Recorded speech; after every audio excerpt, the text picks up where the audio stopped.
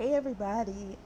So I'm still here, clearly doing this sort of thing with my headphones in. I'm about 65%, but nevertheless, we're gonna get through this one. I hope everything's going well for y'all. Please be sure to like the video, subscribe to the channel if you haven't. Once again, I appreciate all your support, and I appreciate your forgiveness ahead of time for the way I look. But it is what it is. Like I told you, I'm still dealing with the flu. So, Real Housewives of Potomac, season 8, episode 7, Don't Rock the Boat. So, Robin is crying in the car about the way that they put Juan down and accused him of being guilty. Okay, yes, Wendy did, but at the same time, Wendy made a very clear and interesting point based on facts. So, Robin, fucking deal with it. So, Wendy was like, I know how it feels to have your family member maligned. Wendy actually entertained that a lot longer than I would have, even though she only did it for about 15 seconds, because I didn't feel like she owed Robin a goddamn thing. Um, Robin was like, well, other people's husbands talk about Juan nonstop. She's basically talking about Candace, okay? Because we know you ain't talking about Ray. And to Wendy's point, she was like, my husband doesn't say anything about yours. We know he doesn't. Eddie go around and smile and only deny Naneka's husband being his friend in college. That's all he'll say. Anyway, and that was passive aggressive as hell, Robin. She was talking about Candace and Chris. They showed this clip with Chris saying, basically having this rhetorical question like, Robin, did you say all that stuff about me to cover up what your husband was doing? As far as I'm concerned, the only question I have is, Robin, are you serious right now? First of all, Chris wasn't wrong for even saying that. And the rest of us were thinking that too. And saying that across the internet. So acting like you didn't use that lie about Chris to deflect and cover up your situation, you and Giselle both, and then you got caught, and that's why you got hung out to dry on the media, in the media, because we didn't really give a fuck about you anyway. We was hoping you would disappear. Honestly, Candace, her husband, and the women on the show could have treated you a lot worse. I actually think they've been a little too nice to you. Because I personally don't get it. And you better be glad you never were with those Atlanta chicks. Of course, you couldn't have made the casting thing because you ain't about nothing. But you remember how they did Portia for simply not wanting to go to a strip club that time? I'm talking about that was like pre first divorce, okay? Like the way they would do people just for small stuff. Robin, shut the fuck up. Anyway, so Robin was crying inside the chicken spot. Juan and his behavior is why you're dealing with this. Juan and his problems is why you have dealt with this over and over again on TV. And why are you on reality TV if you can't take it? Like, I know you probably need the money, but you don't give anything to me. And neither does Giselle, but Giselle can be messy enough to like exist. But Robin, we don't even need you as a best friend. Like I said, you're not even a good sidekick. So they're at this table. Mind you, they're at chicken shit bingo, which for some reason is a real thing. And Robin starts crying. Then Candace starts crying. And so Ashley is confused because they have beef. And she's like, okay, but if Robin's crying, then why is Candace crying? Like, if they had beef, it should actually be the opposite reaction. It should be Candace rolling her eyes or something. I was as confused as Ashley was. And I think it was Mia who said because she thinks this is about her. And Mia ain't good for shit else. Mia is good for never really having a side. Not because, like, she's messy like Giselle, like, doesn't have a side because she don't care who she destroys.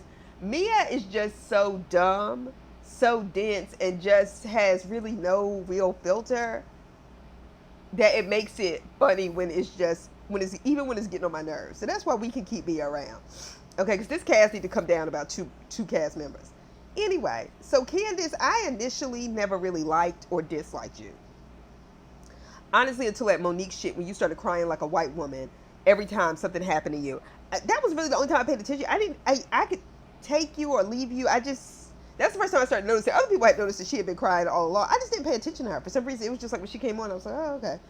So, however, for you to cry because Robin is hurt and crying really seems stupid.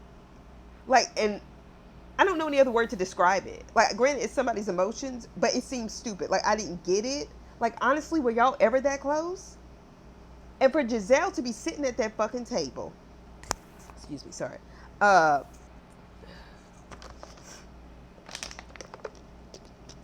65%, so you gotta forgive me. All right? For Giselle to be sitting at the table, wild as fuck, saying what Candace did to Robin is what an enemy would do. I said, bitch, y'all are still lying and deflecting. Candace has every reason to be mad at y'all for as long as she wants to be. And she's not as mad as she should be. If I was Chris, I would feel betrayed by my wife. But that's just me.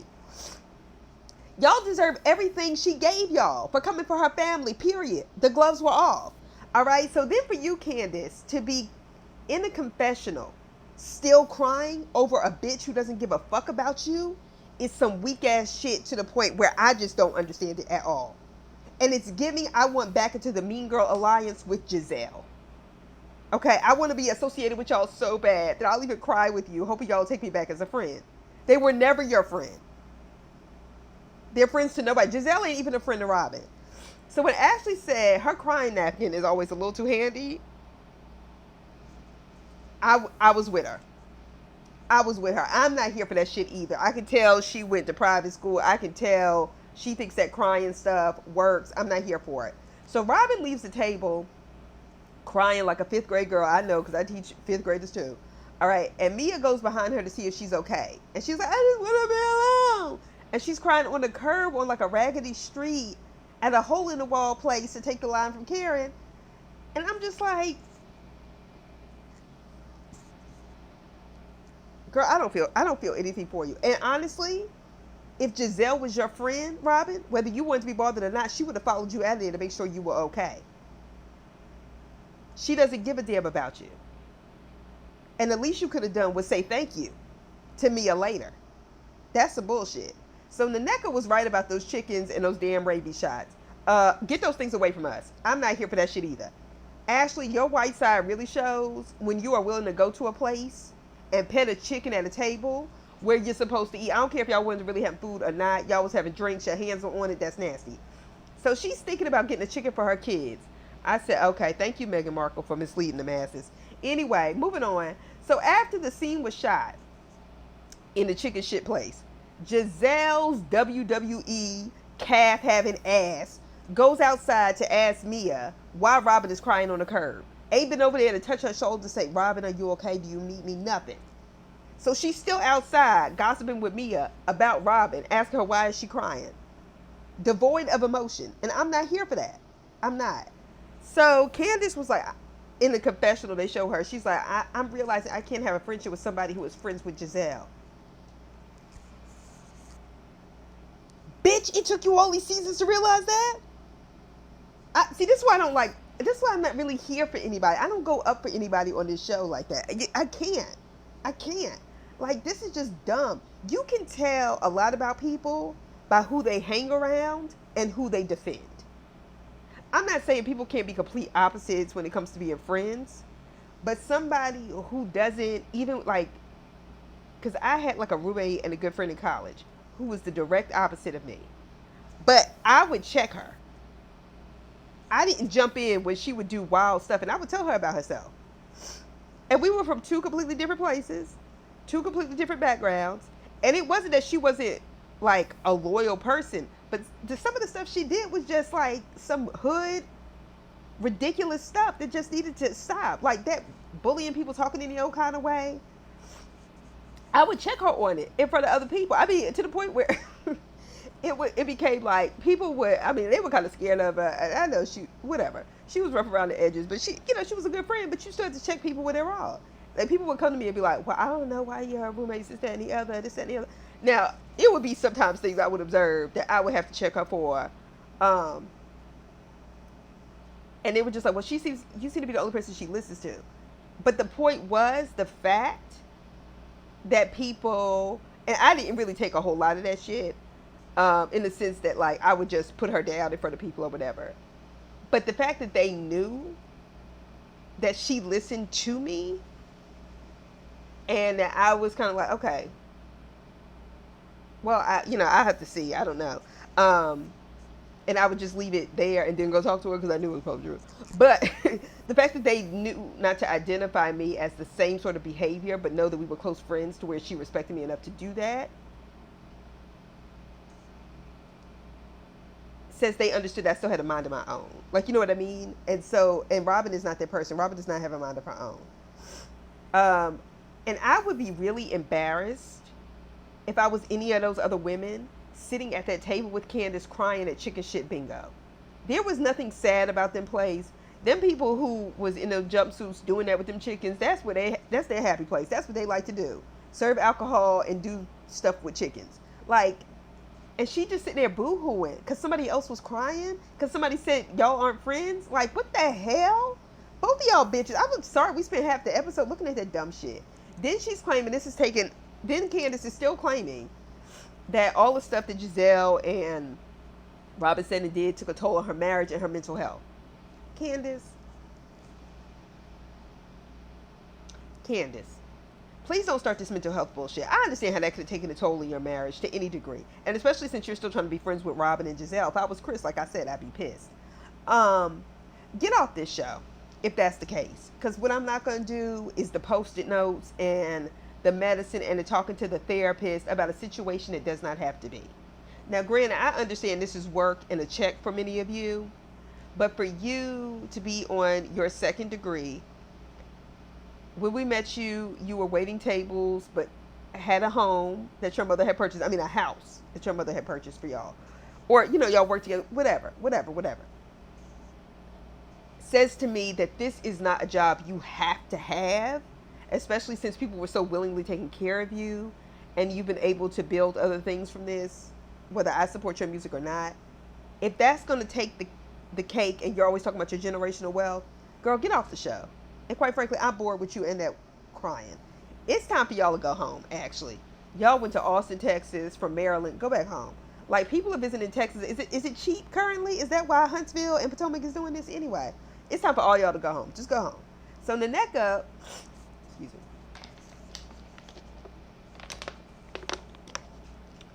is basically commenting on the way Wendy jumps in when people say and do things to Candace. And she was like, Naneka was like, Wendy don't let Candace do anything on her own. She can cry on her own, think on her own, wave on her own. And I was just like, that's really kind of an exaggeration, just based on what she's seen this season. But I can see how she could draw that conclusion. But okay, girl. Anyway, so Karen is talking to Wendy, trying to let her fill her in on what happened in the car, and all of this got so bad and so out of control so quick. And Candace says, well, look, I'm not speaking on the legal situation in front of Ashley, who's still married to the motherfucker that's suing me, this, that, and the other. Okay. But we trying to figure out why you crying. That's not why you crying. So cut it out. Okay? And Robin saying y'all not friends, so that's why you crying? Girl, bye. So Candace is saying that she's hurt that they are not friends. And okay. Side note, can Bravo stop sticking with the same exact schedule over and over again? I get the Housewives have a schedule. Because each year Karen's birthday is featured on this show. Just like on Real Housewives of Atlanta, we will always get a Christmas party or a Christmas episode. I understand y'all have schedules, but I also know schedules can change. And there's just some other stuff we need to highlight. Don't take no trip ruining Karen's shit again, okay? And when we think about that Miami trip during her birthday, and this is why I know Candace is full of shit. Because Candace was willing to sit down with somebody like Ashley, lie on Karen, knowing she had not been with another man, knowing that was a lie, sat up there and told that exaggerated lie to Ashley, knowing it was a lie. But she would have never done that to Giselle or Robin because she's scared of them, because she wants to be in that group. Karen, who's been a better friend than most of them, by taking you under her wing and encouraging you when you were too scared to tell your mama about her wedding and her behavior towards you and your husband, you have no loyalty to her. Your self-esteem is low. Anyway, everybody decides to go back into chicken shit bingo. Why? I don't know. If I was in chicken shit bingo owners, even though I had like a raggedy establishment, I would have asked some other people to leave.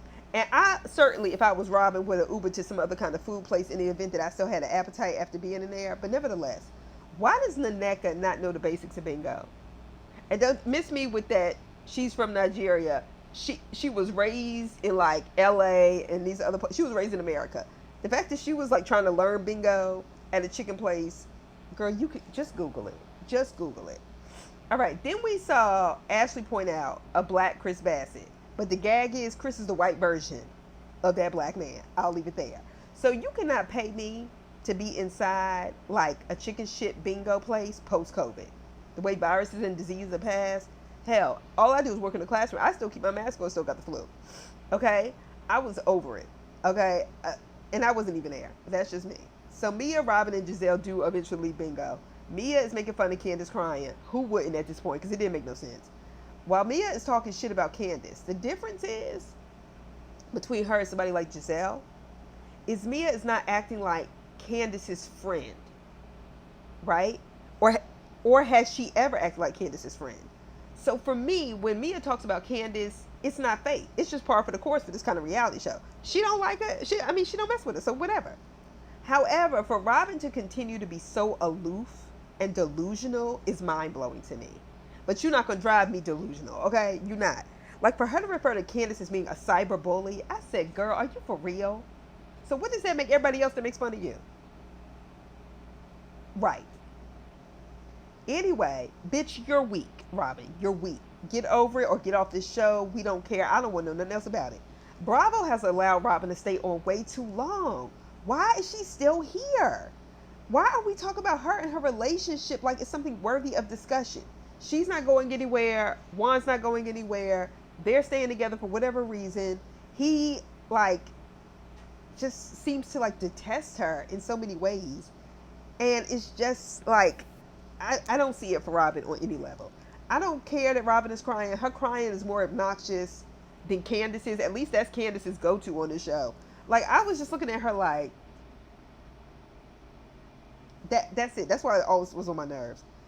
Like, Robin, shut the fuck up. I'm over it. So why did we spend, okay, I already asked y'all why did we spend over half this episode on Chicken Shit Bingo Spot, but whatever. So we get Karen's brother. He calls her to sing happy birthday. That was sweet. All right, Candace calls her husband with what seems like the next day or after a nap or something. I don't know. Candace calls Chris to tell him about the argument she had with Robin. Chris seemed to get off that phone pretty quick, and I know he's tired of hearing her cry about this bullshit. Giselle shows up to Karen's room singing happy birthday with alcohol and the chocolate penis. And some fashions that don't fit. Okay. Anyway, so Karen is the only one who holds Giselle accountable. Okay? And even when they show the throwback arguments, Giselle, you always went low, like real low below the belt for no reason. But for some reason, and I'm still waiting for this moment to happen on TV, something tells me Karen has some shit in the arsenal on Giselle. Something tells me about it. And Giselle pokes Karen because she feels like Karen is still has enough integrity to keep it, because that's not the kind of person Karen is to just let everything out. But for some reason, I feel like Karen's going to throw them bombs at the right time, and it's going to be destructive, okay? It's going to be like an atomic bomb. So then Giselle brings up how, it's Karen's birthday, and, everything's going to be about you. And then proceeds to talk about herself and Candace, okay? About a question that Karen had asked her yesterday, the day before. Giselle, do you really think you can bullshit Karen about you and Candace's beef? Who watched, heard, and saw all this bullshit go down on the show? Saw all this bullshit go down on the reunion, down on social media. You're giving Basketball Wives season 3, season 4 tease, like when they were just bullies and delulu about being bullies. Giselle, I'm over it. So Giselle said, well, her narrative has caused her trouble. And I was thinking to myself, so? And I was like, bitch, you did that. You the one who brought all the stuff up about her husband. But she was talking about the colorism stuff. And I was like, oh, that's what she meant. Let's be clear. And y'all already know how I feel about this colorism stuff. I certainly am not suggesting in any shape, way, or form it does not exist. And that there have not been many people hurt because of it over the years. Over the centuries. And certainly it has more power within the black community than outside of it. That's me. I do not think white people differentiate to that degree. I don't. I think they see us in a different way. I'm not saying that they can't use it against us, but I'm just saying. So anyway, but Giselle, let me be clear with you and your raggedy ass. Candace is not the reason why you're getting death threats. She's not. Okay? I don't understand how so many people, and this is a side note, because how many people get away with and feel comfortable threatening people's lives anyway, especially black people, and not just on reality shows. Like when you get like black, scholarly pundits on like news shows, we hear about them getting death threats. The way Barack Obama got death threats, the way people were not prosecuted, the way I don't understand why people feel so comfortable doing that, like threatening somebody's life. Like I don't. Just in general, I think that's too common here in the U.S. But we live in the most violent nation there is. Anyway, but that being said, Giselle, people were calling you a colorist before Candace said that shit on TV. They were.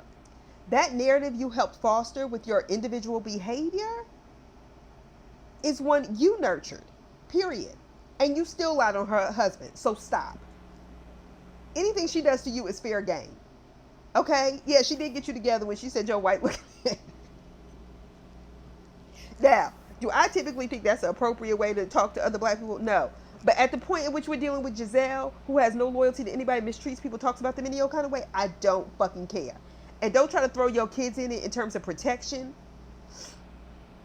Because if that was the case, you wouldn't mishandle people so easily on a regular basis. Okay? So Karen brings up, how they both have beautiful brown baby girls, and Karen says, I got the same pushback. And the difference with Karen is I understand where Karen is coming from and why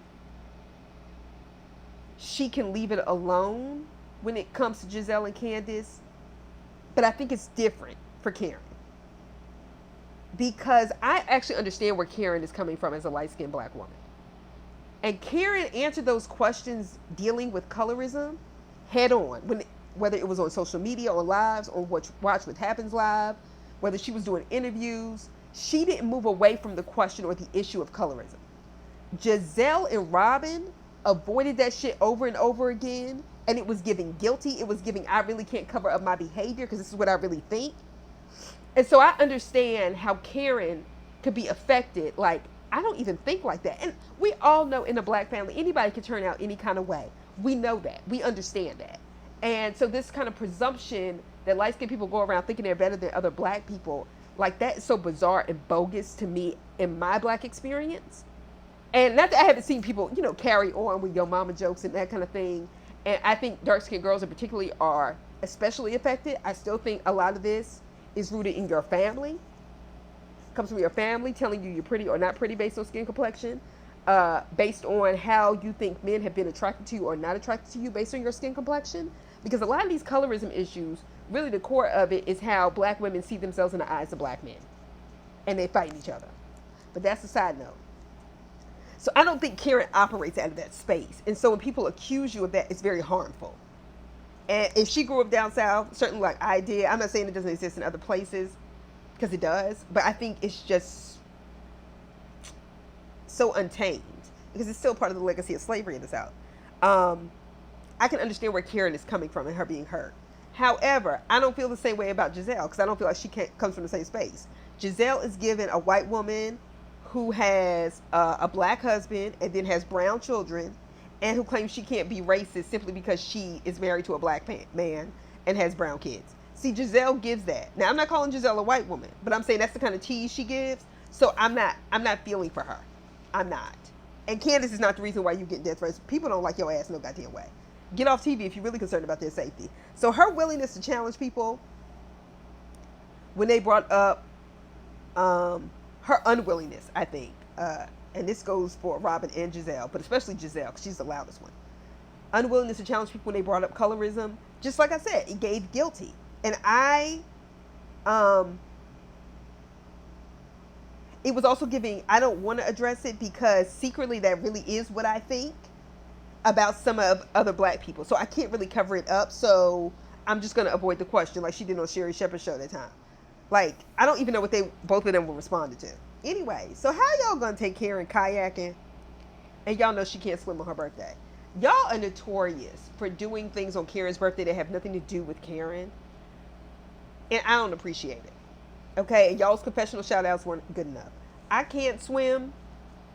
And I'm just like Karen, I'm the one glad to stay on the sidelines praying for everybody else holding your stuff when you go on roller coasters or you getting that water, because I don't do it. No, thank you. Water and snakes, you can keep it. So Candace and Karen talked. And this is why I say I could take Karen differently and saying, hey, I'm not going to get in the middle of Giselle. So I understand where you're coming from. I'm going to leave it there as a mother, so on and so forth. But Karen's behavior doesn't change with other people based on their opinions. It didn't change with Monique. When Candace was mad at her for not taking her side in the fight, despite the fact the whole rest of the cast did. And she's not changing her behavior toward Candace because of Giselle stuff. And I respect that about Karen. So Candace decided to address the issues that happened with Karen, because Karen is the one who will listen. She said she wasn't expecting to be that out of sorts emotionally. And I was thinking to myself, Candace, none of us were. And we tired that you were on our screen with that. Karen acknowledged that, look, it was hurtful for you both. Y'all both were crying. Meanwhile, Robin is in the kayak telling Giselle how she has to catch up with Juan. I was like, is he your husband or your homie? But never mind. Salah, don't even try. All right. Bitch, why did he not pick up his phone when you were crying all day yesterday or before the nap? Like, I don't get it. Then we get Naneka, who is partnered with Mia's dumbass. And Naneka is like, Mia is a vibe. She was like, anybody who brings wine in a kayak is her kind of girl. Now see, Naneka, I have a feeling you may not like Mia long. I just don't see you really liking her. But okay for now, because the enemy of your enemy is a friend of yours. Nevertheless, Karen lets us know that she's buying her grandmother's house in Surrey. Thank you for bringing some integrity back to the conversation. All right, so she said it took years to get her grandmother to sell a piece of her land to her. She wanted to restore it or whatever. And I think it's important to preserve your family's land and history, especially as black people, since every time we turn around, they're trying to destroy ours. And I think what Karen's doing is really important. And I think it's special, and I'm glad it gets some attention. And I really appreciate Naneka's ability to appreciate what Karen is doing, as opposed to questioning her or trying to belittle her or put her down, like we've seen on this show before when it comes to her relationship to her hometown of Surrey. Just like I thought it was nice that Naneka was actually really grateful when they invited her to pickleball, because she's new. And I appreciate somebody who is appreciative genuinely, because even when Karen was telling Naneka that, and Naneka was like, oh, I really think what you're doing is important, and she was kind about it, Candace just kind of looked and then turned her head the other way. That's why I don't feel sorry for that bitch. So Robin calls her co-worker, Juan, about their health care issue. So she's explaining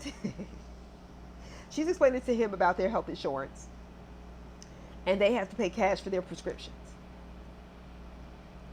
Side note, because this is not directly toward Robin, but healthcare really shouldn't be this fucking difficult for anybody in this country, regardless of your employment status or not. It should be a right.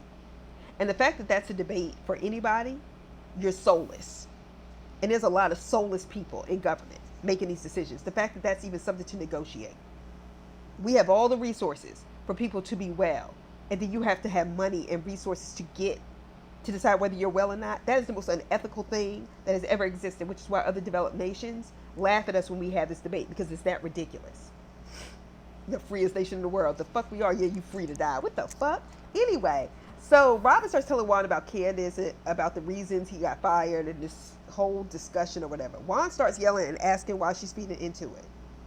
He's yelling at her about getting emotional and getting in her feelings. And even as she's in her feelings, she's crying over the phone. When you can't talk to a man about your feelings, it's not a healthy relationship. But nobody needed to hear me say that, because we already know that. Nevertheless, that was Potomac. I got to go nurse myself some more. I hope y'all have a great week. Please be sure to like the video, subscribe to the channel, tell me what you think in the comments, and I'll talk to y'all soon. Bye.